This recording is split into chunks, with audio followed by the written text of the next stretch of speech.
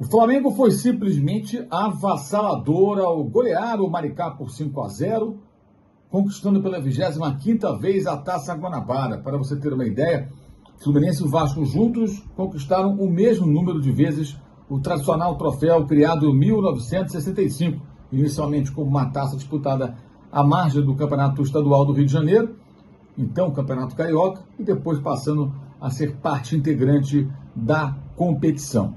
O Botafogo tem 8 títulos. Uma vitória para lá de segura, com uma marcação fortíssima que mais uma vez deixou o adversário atordoado. E se entendermos que esse período de campeonato estadual é uma espécie de pré-temporada na qual os times tentam adquirir a sua melhor condição para nas competições mais importantes terem o desempenho desejado, o Flamengo vai executando muito bem até aqui esse objetivo.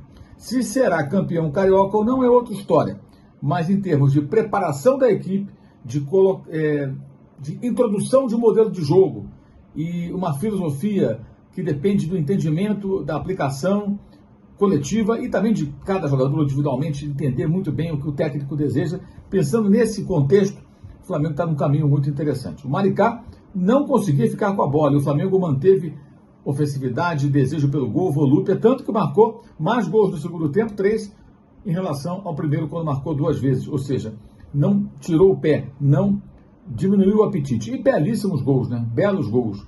Bela finalização do Gerson no primeiro gol, belo arremate de Arrascaeta no terceiro, um belo gol do Luiz Araújo, jogada individual, que lembrou um gol de Sávio lá nos anos 90, pela própria equipe do Flamengo.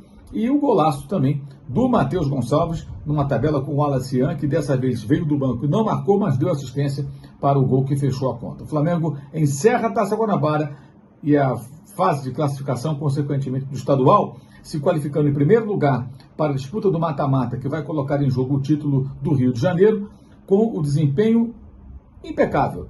Derrotas apenas com a equipe de garotos que jogou as primeiras rodadas, aliás, muito mal preparada. Ali foi o único erro do Flamengo até aqui nesse Campeonato Estadual do Rio de Janeiro.